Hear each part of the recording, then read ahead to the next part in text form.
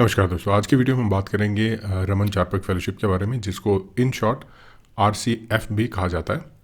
और ये जो फेलोशिप ऑफ़र की जाती है, इसमें क्या क्या चीज़ें इंक्लूडेड हैं वो सारी बातें हम जानेंगे।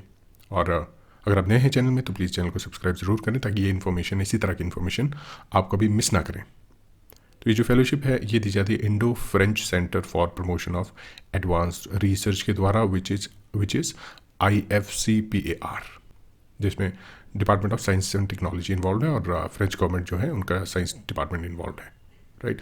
तो आप ये समझ सकते हैं कि ये इंडिया और फ्रांस के बीच में एक तरह से अपॉर्चुनिटी है स्टूडेंट्स के लिए कि वो साइंस के एरिया में काम कर सकते हैं। तो चलिए इसको डिटेल में जानने की कोशिश करते हैं।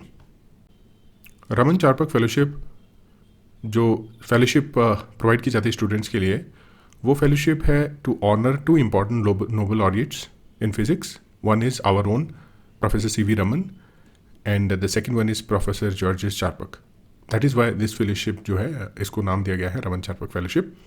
और ये फेलोशिप तब अनाउंसड हुई थी जब प्रेसिडेंट ऑफ फ्रांस जो है इंडिया आए थे 2013 में। और इसका मेन पर्पज़ है कि exchange of doctoral students between these two countries. Students जो हैं एक कंट्री से दूसरी कंट्री में जाएं और अंडरस्टैंड करें और साइंस एंड टेक्नोलॉजी को आगे लेके जाएं। और ये जो प्रोग्राम है ये इम्प्लीमेंटेड किसने किया है, इसको Indo French centre for promotion of advance research, जो मैं आपको ऑलरेडी बता चुका हूँ, CEFIPRA। और इसमें क्या किया जाएगा कि जो स्टूडेंट्स हैं उनकी रिसर्च स्किल्स को इम्प्रूव किया जाएगा, उनको जो है अपॉर्चुनिटीज़ दी जाएंगी in the area of research and development in France और India respectively, right. Programme is now open to French master students who wish to spend some time in India and increase their skill set, specially in the area of research, right. तो Indian students हैं वो इसमें France जा सकते हैं और France के जो स्टूडेंट्स हैं वो इंडिया आ सकते हैं। नेक्स्ट जो टारगेट ग्रुप की अगर हम इसमें बात करें, Indian and French PhD research scholars and master students इसमें एलिजिबल रहेंगे। Duration 2 to 6 months। Area different areas आप देख पा रहे हैं इसमें। एटमॉस्फेरिक साइंसेज भी है, अर्थ साइंसेज है, मटेरियल साइंसेज है, physical sciences, chemical sciences, biological sciences, engineering sciences, life and medical sciences, mathematical and computational sciences. More और लेस जो है वो सारे एरियाज जो हैं साइंसेज के इन्होंने कवर किए हैं, जिसमें जो advancement in the science and technology की रिक्वायरमेंट रहती है वो सारे एरियाज जो है इसमें कवर हो गए। नेक्स्ट अगर एलिजिबिलिटी की हम बात करें, applicants from India must be Indian citizen. जो इंडिया से जो अप्लाई कर रहे हैं वो इंडियन सिटीजन होने चाहिए और वो रजिस्टर्ड होने चाहिए for PhD in recognised university.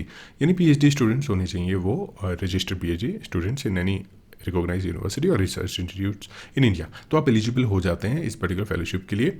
Applicants from France must be residing in France. तो फ्रांस के जो एप्लीकेंट्स हैं वो फ्रांस में होने चाहिए और वो भी इसी तरह से रजिस्टर्ड होने चाहिए PhD और मास्टर्स डिग्री प्रोग्राम में। तो ये देखिए एक इंटरेस्टिंग बात यहाँ पे आ रही है कि फ्रांस के स्टूडेंट्स के लिए PhD और मास्टर्स स्टूडेंट्स जो हैं वो एलिजिबल हैं और इंडिया की तरफ से PhDs जो हैं वो एलिजिबल हैं। मैक्सिमम एज लिमिट है 30 years on 1 April of the call year.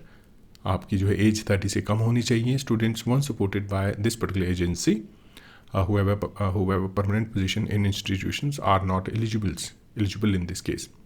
तो जो स्टूडेंट्स हैं उनके पास परमानेंट पोजीशंस हैं इन पर्टिकुलर यूनिवर्सिटी, तो वो एलिजिबल नहीं रहेंगे। आई थिंक ये क्राइटेरिया फ्रांस से ज़्यादा रिलेटेड हो सकता है, बिकॉज स्टूडेंट्स को परमानेंट पोजीशंस तो किसी रिसर्च और यूनिवर्सिटी में इंडिया में तो as far as I know नहीं होती है, right. Pre authorisation from the institute, ये तो सभी फेलोशिप में होता है, जो भी बाहर जाने वाली फेलोशिप्स होती हैं उसमें ऑथराइजेशन लेटर जो है वो लेना ही होता है। फेलोशिप अमाउंट के बारे में भी जान लेते हैं। देखिए फेलोशिप अमाउंट है, इंडियन फेलो के लिए फेलोशिप अमाउंट है 1500 यूरो पर मंथ, और जो कि ऑलरेडी हम जान चुके 6 months के लिए होगा। To include daily expense, travel expense, local travel expense, accommodation charges etcetera. French fellow के लिए फेलोशिप अमाउंट होगा 40,000 रुपीज़, और उससे ज़्यादा जो है ट्रैवल वगैरह जो अकोमोडेशन है that should not exceed 45,000 per month. Again one return airfare ticket in economic class वो भी प्रोवाइड की जाएगी। नेक्स्ट है इंश्योरेंस कवरेज, वो भी होगा दोनों को केस में। सपोर्ट फॉर अटेंडिंग कॉन्फ्रेंसेज, अगर आप कॉन्फ्रेंस अटेंड करते हैं, सेमिनार अटेंड करते हैं, वर्कशॉप अटेंड करते हैं तो उसके लिए भी सपोर्ट दी जाएगी, पर गाइडलाइंस आपको पढ़नी है। एप्लीकेशन प्रोसीजर क्या रहेगा, आप डायरेक्टली ऑनलाइन अप्लाई करेंगे और ऑनलाइन सबमिशन सिस्टम है उसमें आप अप्लाई करेंगे। देखिए टाइमलाइन जो है कॉल क्लोज्ड, ये जब भी ओपन होगी कॉल तो आपको इस पर्टिकुलर वेबसाइट पे जाके इसमें जो है एंटर करना पड़ेगा डेटा और फिर आपकी फेलोशिप एप्लीकेशन। ऑल राइट, तो ये थी detailed information on Raman Charpak fellowship, जिसमें आप अगर इंडियन स्टूडेंट्स हैं तो आप जा सकते हैं फ्रांस, रिसर्च कर सकते हैं बहुत ही अच्छे फ्रेंच इंस्टीट्यूट में। बहुत सारे इंस्टीट्यूट हैं फ्रांस में जो कि बहुत अच्छी रिसर्च करवाते हैं, तो आपको जो है ये अपॉर्चुनिटी ज़रूर अवेल करनी चाहिए, आपको इसमें अप्लाई ज़रूर करना चाहिए।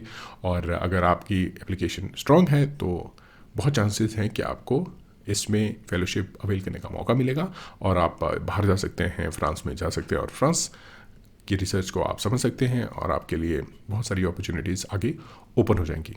तो चलिए आज के लिए इतना ही। इसी तरह के और अलग अलग अपॉर्चुनिटीज़, अलग अलग फेलोशिप्स के बारे में इन्फॉर्मेशन मैं लेके आऊँगा। तो अगर आपको इन्फॉर्मेशन अच्छी लगी है तो प्लीज़ बने रहिए चैनल के साथ, चैनल को सपोर्ट करें।